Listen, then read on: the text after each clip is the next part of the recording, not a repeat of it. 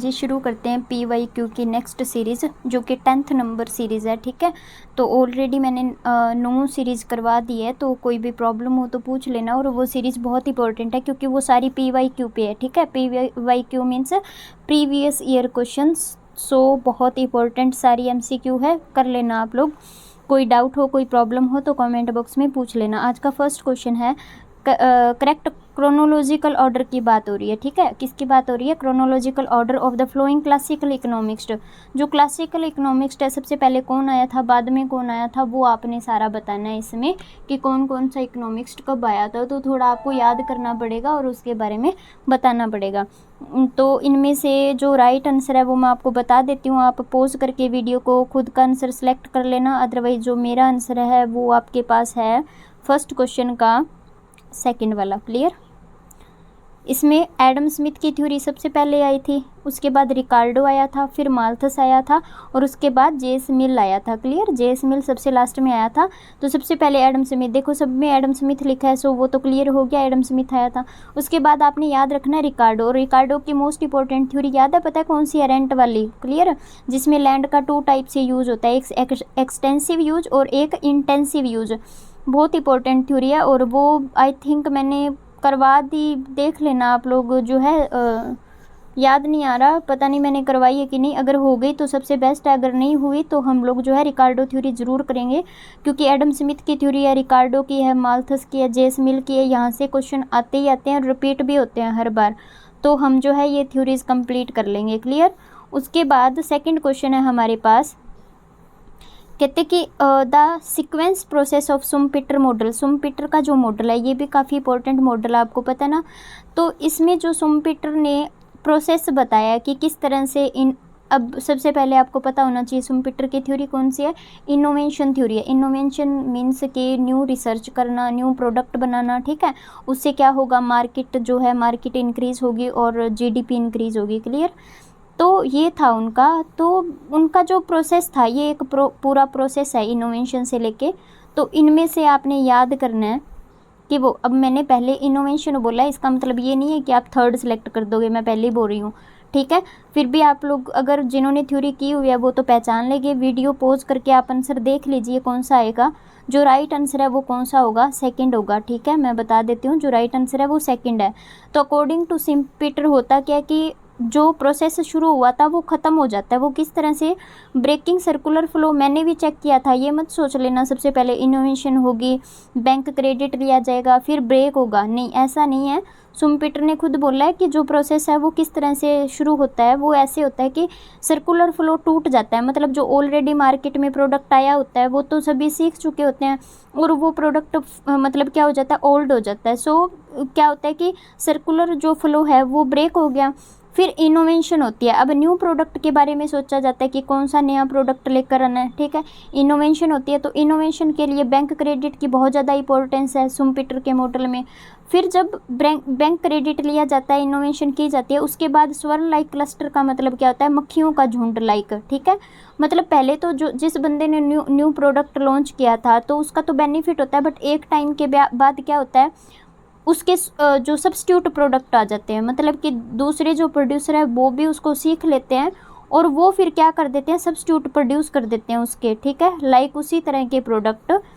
तो क्या हो जाता है? स्वर्ण लाइक क्लस्टर शुरू हो जाता है। तो ये था उनका सारा। तो आप ये याद कर लेना, क्योंकि पता है क्या करोगे, मुझे पता है कि जो जिन बच्चों ने किया हुआ है ना वो भी यहाँ पे गलती करेंगे। उनको लगेगा सबसे पहले इनोवेशन होती है, फिर बैंक क्रेडिट होता है, फिर सर्कुलर फ्लो मतलब टूट जाता है। तो ये तो वैसे भी आपको पता है गलत हो गया। कैसे गलत हो गया? अगर ये स्वर्ण लाइक क्लस्टर यहाँ पे आता, ब्रेकिंग सर्कुलर फ्लो पीछे होता, फिर भी थोड़ा सही हो जाता है ना, आपको भी पता है। तो इस वजह से ये तो थर्ड तो वैसे ही गलत हो गया। तो आप समझ रहे हो ना यहाँ पे। और स्वर्ण लाइक क्लस्टर पहले कभी नहीं आएगा, बैंक क्रेडिट से नहीं शुरू होता ये वाला। तो इसका जो राइट आंसर है वो मैंने आपको बता दिया, वो सेकंड होगा। समझ रहे हो ना? तो ये थोड़ा नोट कर लेना, काफ़ी इंपॉर्टेंट है ये वाला question. Arrange the following theory. आपने क्या करना है? अरेंज करनी है फ्लोइंग थ्योरीज़ को। तो ये सभी के लिए बहुत इंपॉर्टेंट है। याद कीजिए कि सबसे पहले कौन सी थ्योरी आई है। तो मुझे पता है ये तो आसान सा क्वेश्चन है, सभी जानते हैं इस बात को कि सबसे पहले जो है एब्सोल्यूट थ्योरी आई थी, और एब्सोल्यूट के अकॉर्डिंग जो राइट आंसर है वो सबसे पहले यहाँ पे शो हो रहा है, क्योंकि 2 नंबर है जो फर्स्ट में ही आ रहा है ना, तो वैसे भी आपको बड़ा आसान हो जाएगा। अगर 2 नंबर सबसे पहले थ्योरी आई थी तो 2 नंबर सिर्फ 1 में है, सो कोई कन्फ्यूज़न वाली बात नहीं है। बट फिर भी आप लोग याद कर लेना, क्योंकि कई बार ना ऑप्शन में 2 पहले दिया होता है, 3 ऑप्शन में तो 2 स्टार्टिंग में होता है, तो वहाँ पे फिर कन्फ्यूज हो जाओगे कि एब्सोल्यूट के बाद कौन सी आई थी। तो एब्सोल्यूट के बाद याद कर लेना कंपैरेटिव आई थी, और कंपैरेटिव किसने दी थी? रिकार्डो ने, याद है रिकार्डो ने दी थी। एब्सोल्यूट किसने दिया? एडम स्मिथ ने। फिर रिकार्डो की थ्योरी आई थी, उसके बाद फैक्टर एंडोमेंट थ्योरी आई थी, ये हेक्सरोलिन थ्योरी ने दी है। उसके बाद लियोन्टिफिक पैराडॉक्स आया था, ठीक है, इन्हीं के ऊपर आया था। सो ये सबसे लास्ट में आया था लियोन्टिफिक पैराडॉक्स।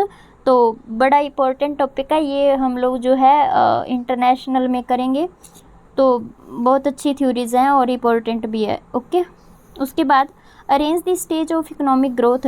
इकोनॉमिक ग्रोथ की स्टेज है ना, वो आपने अरेंज करनी है। तो याद कीजिए ये जो अलग अलग स्टेज है, तो ये आप लोग अरेंज कर लिए। सबसे पहले कौन सी स्टेज आती है, और रोस्टोरोडान की दी हुई है ना, आपको याद होगा रोस्टोरोडान, आई थिंक बिग पुश था, और हाँ ठीक है। तो आपने इन स्टेज को अरेंज करना है और बताना है कि सबसे पहले कौन सी थ्योरी कौन सी स्टेज आती है, उसके बाद कौन सी, उसके बाद कौन सी, ये आपने अरेंज करना है और बताना है कि कौन सी जो है स्टेज सबसे पहले आती है। ठीक है, वीडियो पॉज करके अपन आंसर देख लीजिए। जो राइट आंसर है वो कौन सा होगा? वो राइट आंसर है सेकंड। किस तरह से होगा भाई? क्योंकि सबसे पहले होती है ट्रेडिशनल स्टेज, समझ रहे हो? ट्रेडिशनल, जो हम बात करें ट्रेडिशनल सोसाइटी की बात करते हैं, ठीक है। सबसे पहले ट्रेडिशनल सोसाइटी होती है, उसके बाद क्या होता है, उसके बाद धीरे धीरे मतलब ग्रोथ होनी शुरू होती है और टेक ऑफ की स्टेज आती है, ठीक है। टेक ऑफ की स्टेज के बाद क्या होता है?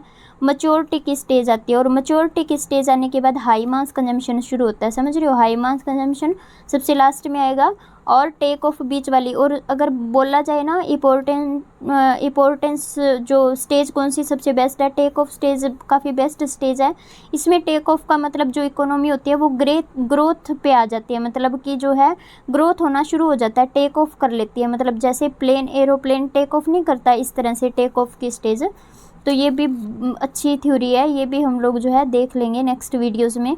उसके बाद 5th क्वेश्चन है हमारा marginal productivity theory of distribution, ठीक है। ये मैंने मार्जिनल प्रोडक्टिविटी आपको थ्योरी अच्छे से करवा रखी है, तो वो आप वहाँ से कर लेना।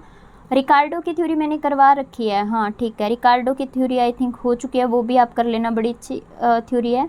और डिस्ट्रीब्यूशन थ्योरी मैंने करवाई थी, रिकार्डो की डिस्ट्रीब्यूशन, मार्जिनल प्रोडक्टिविटी थ्योरी और डिस्ट्रीब्यूशन थ्योरी, और प्लस मैंने एमसीक्यू के साथ करवाई है, जो क्वेश्चन एग्जाम में आए हुए हैं ना लास्ट ईयर, उनके हिसाब से मैंने करवाई है। सो वो आप जब थ्योरी करोगे तो लास्ट में एमसीक्यू भी कर लेना, मतलब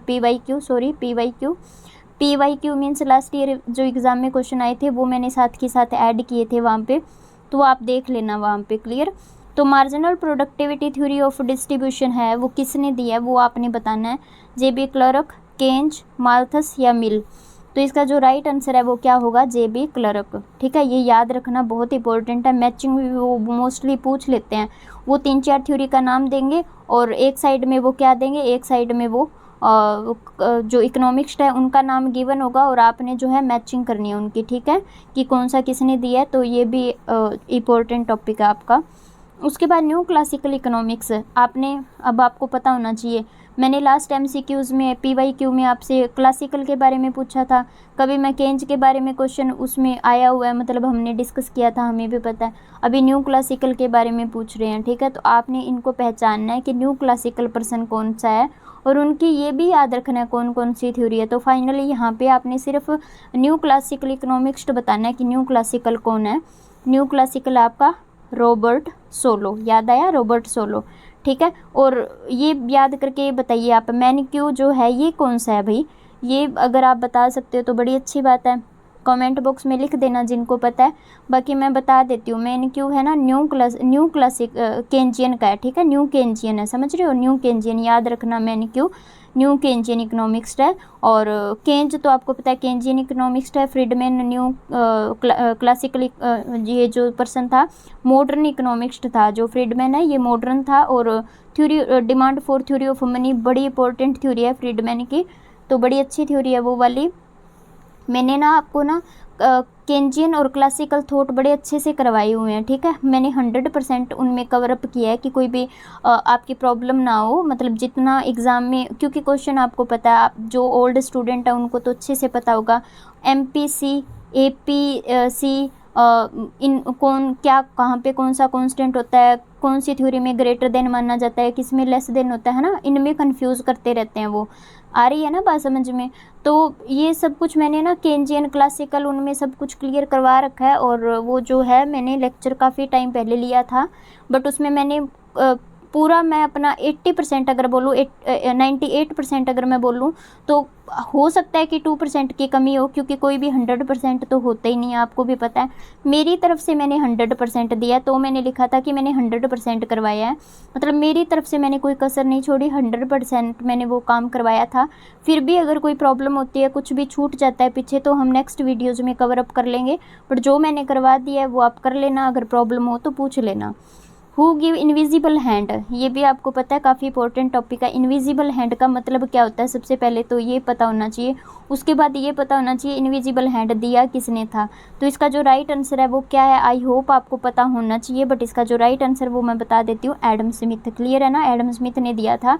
इनविजिबल हैंड का मतलब होता है कि बिना गवर्नमेंट के, मतलब गवर्नमेंट के इंटरफेयर के बिना जो है मार्केट ऑटोमेटिक जो है मार्केट मैकेनिज्म के अकॉर्डिंग अपने आप इक्विलिब्रियम हो जाता है, मतलब बिना गवर्नमेंट इंटरफेयर के।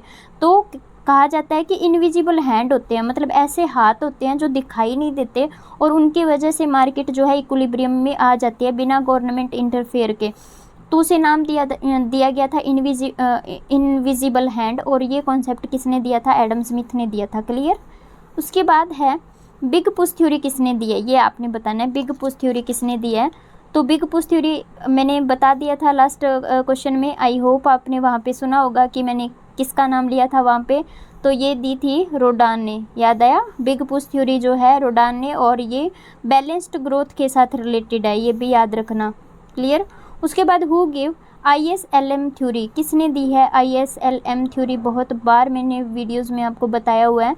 तो ये जो थ्योरी है वो किसने दी है, आपको याद होना चाहिए। जो ये थ्योरी है वो जो है हिक्स और हैंसन ने दी है। Clear.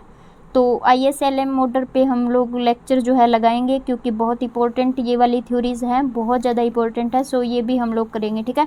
Walrus journal equilibrium will be exist, जो वालरस का जर्नल इक्विलिब्रियम है, इकोनॉमिक्स वेलफेयर की अगर हम बात करें, जर्नल इक्विलिब्रियम की बात करें, तो उसकी क्या कंडीशन थी वो आपने याद करना है। Condition of fixed point theorem is satisfy, क्या वहाँ पे condition of fixed point theorem है वो सेटिस्फाई होती है, या प्रेटो कंडीशन ऑफ ऑप्टिमिलिटी जो है वो सेटिस्फाई करती है, या हिक्स स्टेबिलिटी कंडीशन सेटिस्फाई करती है, या फिर condition of Pareto law of income distribution है वो सेटिस्फाई करता है। तो थोड़ा सा माइंड लगाना पड़ेगा, जिन्होंने थ्योरी की हुई है उन्होंने तो पहचान लिया होगा कि जर्नल इक्विलिब्रियम में कौन सी कंडीशन थी। तो जर्नल इक्विलिब्रियम में जो कंडीशन थी वो कौन सी थी, Preto condition of ऑप्टिमिलिटी satisfied. Clear. ये वाली जो है ना प्रेटो कंडीशन वाली, ये कंडीशन जनरल इक्विलिब्रियम में सेटिस्फाई होना बहुत ज़्यादा ज़रूरी है। और प्रेटो की कंडीशन है वो भी टॉपिक बहुत ज़्यादा इंपॉर्टेंट है। वो आपसे कंज्यूमर जो है कंडीशन पूछ लेते हैं, प्रोड्यूसर के व्यू पॉइंट से कंडीशन पूछ लेते हैं। तो ये तो दोनों मैं बोल रही हूँ थोड़ी आसान है। और एक वो पूछते हैं मिक्स, ठीक है, मिक्स्ड, मतलब प्रोड्यूसर और कंज्यूमर के व्यू पॉइंट से मिक्स वो कंडीशन पूछते हैं, वो बड़ी इंपॉर्टेंट है। वो ना 2-3 बार उन्होंने पूछ लिया, तो मैं ना वो आई थिंक मैंने आपको करवा दिया है, MCQ में देख लेना, अगर नहीं है तो हम लोग इस पे अलग से लेक्चर लेंगे, ठीक है। प्रेटो कंडीशन की जो अलग अलग कंडीशन है ना उस पे अलग से लेक्चर लेंगे, और वो मैं आपको अलग अलग कंडीशन जो है सारी करवाऊँगी। उसके बाद एडिंग अप थ्योरम की बात हो रही है। एडिंग अप थ्योरम का बस मीनिंग अगर पता है तो आपका आंसर आपके सामने है। तो आप देखिए इनमें से कौन सा हो सकता है, एडिंग अप थ्योरम का मीनिंग क्या हो सकता है। If income generated by a given output produced during the given period is distribution among according to average productivity of all factor, मतलब जो भी आप फैक्टर लगा रहे हो, लाइक लेबर लगा रहे हो, तो आप लेबर को जो है अकॉर्डिंग टू एवरेज प्रोडक्टिविटी के अकॉर्डिंग जो है वेज देते हो। और इससे क्या होता है, total income will be exhausted, मतलब सारी इनकम क्या हो जाती है, एग्जॉस्ट हो जाती है, मतलब एवरेज प्रोडक्टिविटी के बराबर आप दे रहे हो। समझ रहे हो। तो क्या ये वाला मीनिंग इसका सही है, या सेकंड दिया हुआ है total income derived from the output will be exhausted if all factor are paid according to their marginal productivity। या फिर लेबर को MP के बराबर वेज दिया जाता है, उसकी वजह से सारी जो इनकम है वो एग्जॉस्टेड हो जाती है। ठीक है, क्या ये बात सही है? या फिर थर्ड पूछ रहा है total income derived from the output will be exhausted if all factor are paid to the same rate. क्या उन सभी को सेम रेट के अकॉर्डिंग वेज दिया जाता है? या फिर कमोडिटी प्राइस के अकॉर्डिंग वेज दिया जाता है, reward and proportional to commodity price के अकॉर्डिंग। तो आपने सही और राइट मीनिंग इसका पहचानना है। तो एडिंग अप थ्योरम का मैं आपको मीनिंग बता देती हूँ। जिनको तो पता है वो तो ठीक है, अदरवाइज़ नोट कर लेना क्योंकि यहाँ से क्वेश्चन वो पूछता है। तो ये जो सेकंड है ना, मतलब जब MP के बराबर उनको वेज दिया जाता है ना, MP मार्जिनल प्रोडक्टिविटी के बराबर, तब उनकी जो इनकम है ना सारी वो क्या हो जाती है? एग्जॉस्टेड हो जाती है। सो इसका जो राइट आंसर है ना वो बिल्कुल सही है। क्लियर? उसके बाद the producer will substitute capital for labour. जो प्रोड्यूसर है will substitute capital for labour till he reach that point of isocost 8 which. Isocost की बात हो रही है। ठीक है, आइसोकेंट की बात हो रही है। तो प्रोडक्शन फंक्शन है ना, वो अभी मैं आपको टॉपिक करवा रही हूँ। प्रोडक्शन फंक्शन के ऊपर मैंने एक वीडियो बना दी है, मतलब फर्स्ट पार्ट मैंने बना दिया और उसका जो है सेकंड पार्ट मैं करवाऊँगी। ठीक है, तो मैं यही सोच रही थी कि या तो मैं उसे नॉर्मली जो बाकी रहता है वो करवा दूँ या फिर मैं उसे प्रॉपरली डीपली करवाऊँ। ठीक है, डीपली का मतलब आइसोकेंट के बारे में भी बताना है, marginal rate of technical substitution के बारे में भी बताना। आपको पता है वहाँ से क्वेश्चन बनते हैं, MRTS के ऊपर क्वेश्चन बनते हैं। नॉर्मल तो वो आपसे पूछते ही नहीं है। जैसे फॉर एग्ज़ाम्पल जैसे मैं आपको बता रही हूँ, वो क्या नाम लेते हैं, इंक्रीजिंग रिटर्न टू फैक्टर हो गया या डिक्रीजिंग रिटर्न टू फैक्टर हो गया, वो तो आप भी जानते हो कि बड़ा बेसिक सा क्वेश्चन है और आप आसानी से टिक भी कर सकते हो। या फिर वो पूछ ले इंक्रीजिंग रिटर्न टू स्केल के बारे में, वो भी आपको पता है ना क्वेश्चन कहाँ से आते हैं। अगर मैं बात करूँ margin rate of technical substitution, है ना, इस तरह से क्वेश्चन पूछता है। आइसोकेंट से अभी आप खुद ही देख लो, ये PYQ उठाया है मैंने, कौन सा अपने आप बनाया है। तो PYQ के अकॉर्डिंग आइसोकेंट 8 विच, मतलब वो पॉइंट बताना, आइसोकेंट के अकॉर्डिंग बताना है। तो पूछ लिया ना उन्होंने किस तरह से क्वेश्चन पूछता है। तो इसमें ऑप्शन भी देख लो, MRTS के ऊपर है, तो खुद पहचानो कि कौन सा राइट आंसर होगा। तो जो मैं आपको प्रोडक्शन फंक्शन के ऊपर मैंने जो पार्ट करवा दिया वो मैंने स्टार्टिंग में बेसिक करवाया और लास्ट में है ना मैंने कॉपी के ऊपर ना न्यूमेरिकल टाइप मतलब ट्राई किया है कि जितना हो सके मैं आपको एक न्यूमेरिकल फॉर्म में करवा दूं, कि आजकल एग्ज़ाम में ना क्वेश्चन न्यूमेरिकल फॉर्म में पूछते हैं, सीधी सी बात है। पहले क्या होता था, पहले सिर्फ और सिर्फ नियर अबाउट 10% न्यूमेरिकल आता था, अब तो ना 25+ ही न्यूमेरिकल टाइप आता है। एक तो फर्स्ट पेपर है आपका NT-NET वाला, उसमें तो न्यूमेरिकल है ही है, मतलब आपको पता ही है उसमें तो न्यूमेरिकल क्वेश्चन आते हैं।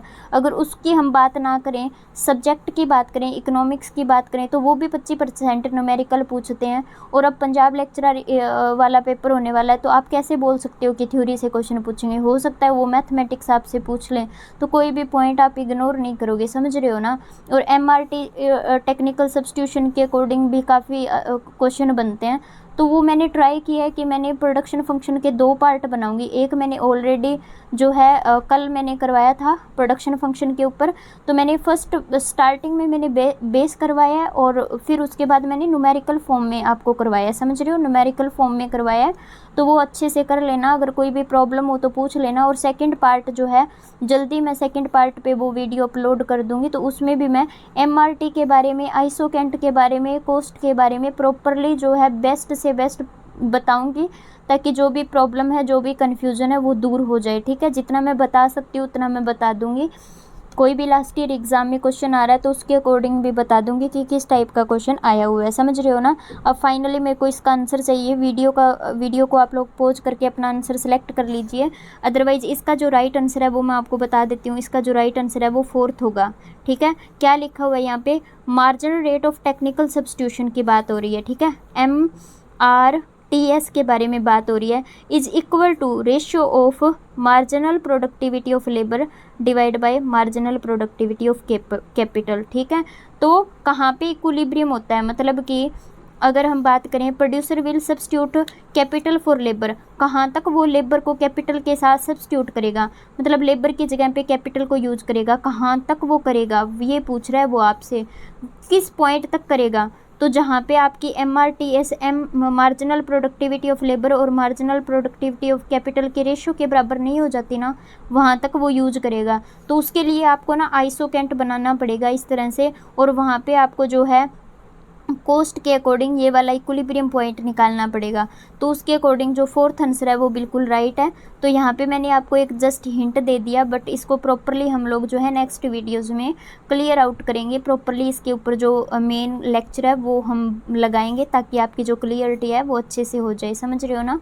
उसके बाद 13th क्वेश्चन है सेल मैक्सिमाइजेशन, जो ये भी टॉपिक अच्छा है, मतलब प्रोडक्शन जो हो गई उसे ज़्यादा से ज़्यादा बेचना है, मतलब ठीक है, माल को जो है बाहर निकालना है। ये जो मेन ऑब्जेक्ट होता है फर्म का, मतलब ये मेन ऑब्जेक्ट होता है फर्म का। ये बात किसने बोली थी ये बताना आपने। तो ये व्यूज़ किसका था, ये व्यूज़ था बमोल का, ये आप याद कर लेना, ठीक है। तो उनका व्यूज़ था सेल मैक्सिमाइजेशन के ऊपर, तो ये आपको थोड़ा याद करने वाली बात है। इसके ऊपर थ्योरी है वो देख लेंगे नेक्स्ट वीडियोज़ में।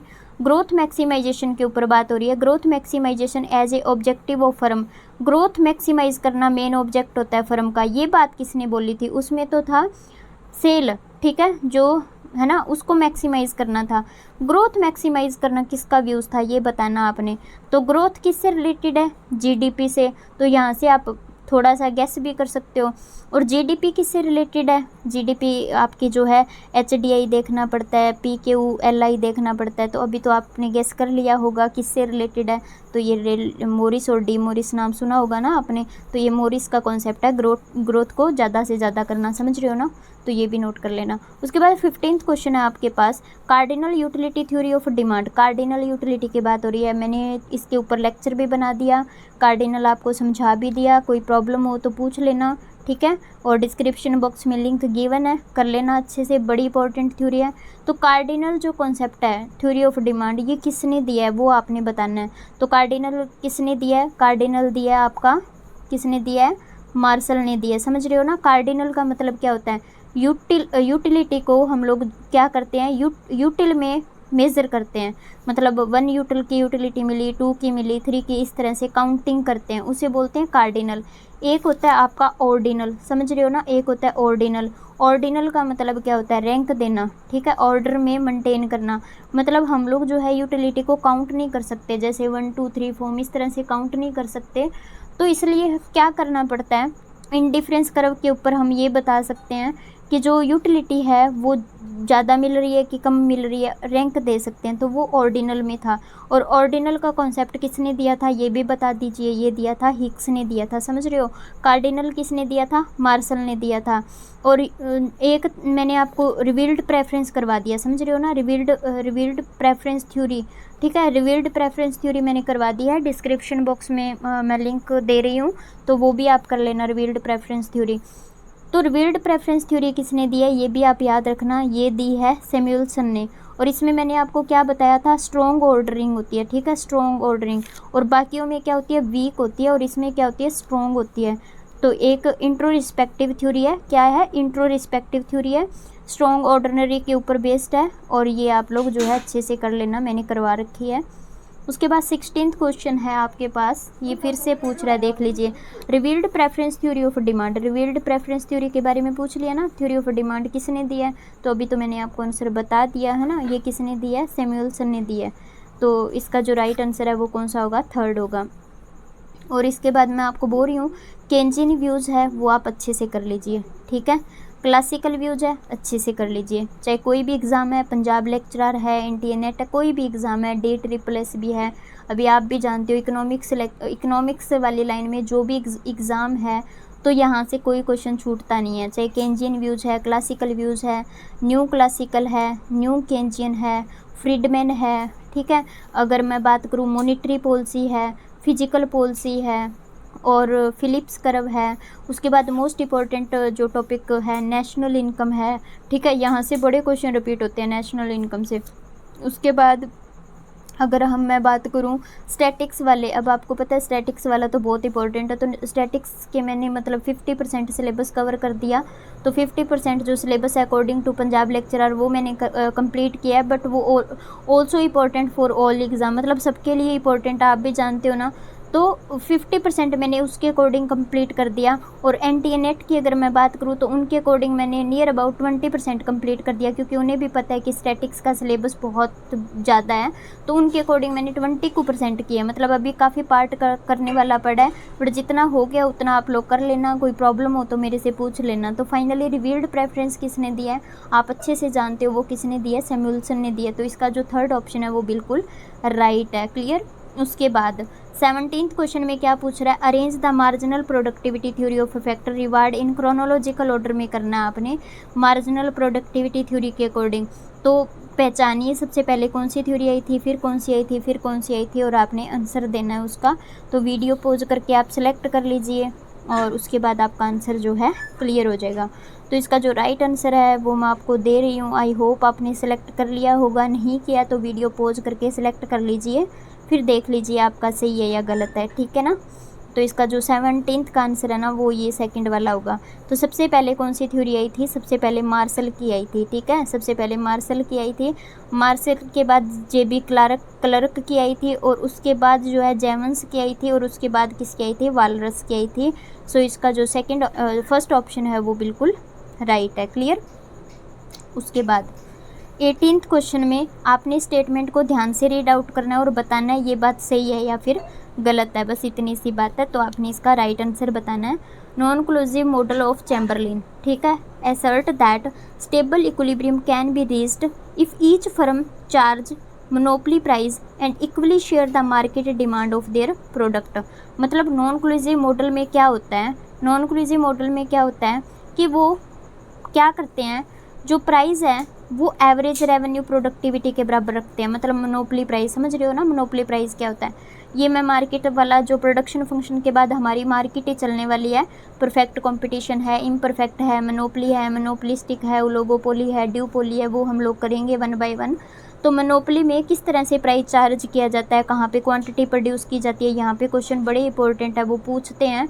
और सबसे ज़्यादा जो क्वेश्चन पूछते हैं ना वो इलास्टिसिटी से रिलेटेड पूछते हैं। इन इलास्टिक के अकॉर्डिंग इलास्टिक है या परफेक्टली इलास्टिक है, उसके अकॉर्डिंग क्वेश्चन पूछते हैं। और वो पूछते हैं आपको प्राइस डिस्क्रिमिनेशन के बारे में, समझ रहे हो ना। और first degree price discrimination, second degree, third degree, है ना। तो इस तरह से क्वेश्चन पूछते हैं। तो सीधा बेस करने से बात नहीं बनने वाली। और जो बच्चे ओल्ड हैं उनको पता है, वो आजकल कॉस्ट से रिलेटेड क्वेश्चन पूछते हैं। कॉस्ट फंक्शन दे दिया, वो एमपी मार्जिनल वो जो है मार्जिनल रेवेन्यू पूछ लेंगे, मार्जिनल कॉस्ट पूछ लेंगे, एवरेज कॉस्ट पूछ लेंगे, वो ये पूछ लेंगे क्वांटिटी कितनी प्रोड्यूस की जाए, वो ये पूछ लेंगे कि मैक्सिमम प्रॉफिट कहाँ पे हो सकता है, मतलब कितनी प्रोडक्शन की जाए कि मैक्सिमम प्रोडक्शन हो सकता है। तो इस तरह से क्वेश्चन पूछते हैं। तो जब आप थ्योरी वगैरह करते हो ना तो ये मत सोच लेना कि बेस कर लिया और बात बन गई, ठीक है। आजकल बेस से क्वेश्चन नहीं पूछते, वो आगे पूछते हैं फर्दर कि किस तरह से क्वेश्चन बनते हैं। तब मैं ना बेस पे खाली 2 या 3 मिनट लगाती हूँ, भी लग जाता है, चलो थ्योरी है थोड़ा करवाते टाइम तो लग ही जाता है ना। तो बेस पे थोड़ा टाइम लगता है, उसके बाद मैं मैथमेटिक्स वे से आपको समझाने के लिए ट्राई करती हूँ कि किस टाइप से अगर न्यूमेरिकल क्वेश्चन आता है तो वो आप किस तरह से हैंडल कर सकते हो। अगर फिर भी प्रॉब्लम आ रही हो तो मेरे को बोल देना कमेंट बॉक्स में, समझ रहे हो ना। तो इसमें इन्होंने बोला कि जो चैम्बरलिन के अकॉर्डिंग जो स्टेबल इक्विलिब्रियम की बात हो रही है ना, मोनोपोली प्राइस के अकॉर्डिंग तो वो प्राइस डिसाइड करते हैं, मतलब AR के बराबर वो प्राइस डिसाइड करते हैं।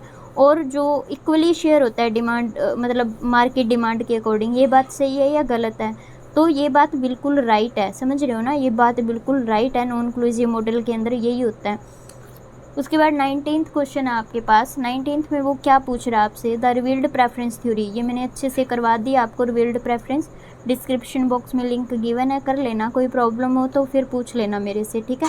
Approach to the derivation of indifference curve, ठीक है, इसके अकॉर्डिंग आपने आंसर देना है। इसमें क्या लिया जाता है, अज्यूम की जाती है stability over time and observed person taste, या फिर assume that all people have identical taste, क्या सभी का आइडेंटिकल।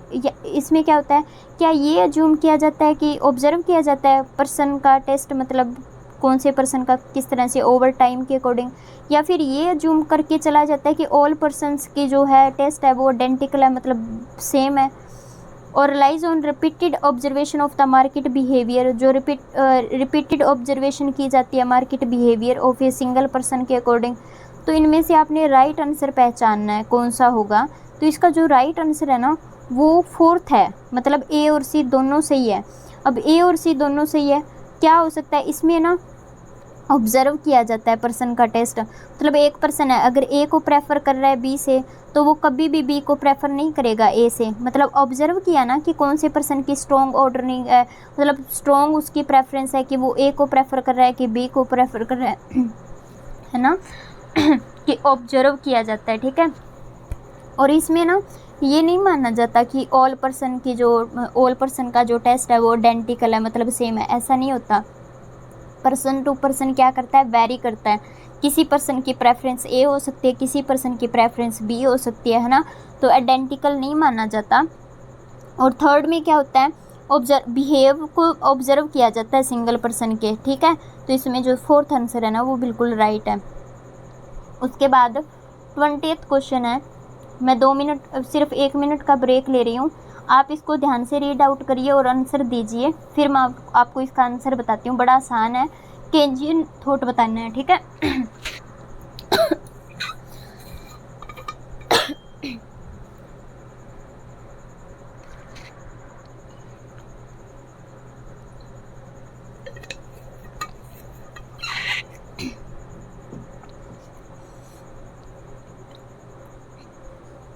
तो इसमें क्या पूछ रहा है वो आपसे, डज नॉट होल्ड ट्रू, कौन सी बात ट्रू नहीं है वो आपने बताना है अकॉर्डिंग टू केंज। तो मैं इसका आपको सबसे पहले आंसर बता रही हूँ। इसका जो आंसर है ना वो ये फोर्थ वाला होगा, ठीक है। केंज के अकॉर्डिंग क्या नहीं होता, जो सप्लाई कर्व है ना एग्रीगेट सप्लाई वो वर्टिकल नहीं होती, मतलब ऐसे बोल रहे हैं वर्टिकल, ठीक है। And output and employment are completely supply determined, ऐसी कंडीशन केंज ने नहीं बोली। ये जो थॉट था ना ये क्लासिकल का था, समझ रहे हो, ये थॉट क्लासिकल का था। बाकी ये बातें सही है, वेलोसिटी ऑफ मनी है ना वो अनस्टेबल रहती है, ये केंज ने बोला था। मनी के बारे में जो अलूजन है ना, मतलब इसे बोल सकते हैं, मतलब पता नहीं चलता अगर जो वर्कर्स हैं अगर प्राइस इंक्रीज, रियल इनकम के बारे में पता नहीं चलता उनको कि हमारी प्राइस इंक्रीज होने से या मनी इंक्रीज होने से है ना रियल इनकम पे इफेक्ट जल्दी से पता नहीं चलता लेबर्स को, मतलब कुछ टाइम के बाद पता चलता है, तो उसे मनी इल्यूजन बोलते हैं, ठीक है। और इस प्रॉब्लम को किसने सॉल्व किया था, इस प्रॉब्लम को न्यू क्लासिकल ने सॉल्व किया था कि आजकल ये प्रॉब्लम नहीं होती। जो कंज्यूमर है, जो लेबर है, कोई भी है, वो क्या होते हैं, वो पहले से ही रैशनल होते हैं, मतलब वो ये मतलब संभावना लगा लेते हैं कि प्राइस इंक्रीज हो गई इट मीन्स रियल इनकम कम हो गई, ठीक है। तो ये प्रॉब्लम उन्होंने सॉल्व की थी, इस पजल को उन्होंने सॉल्व किया था।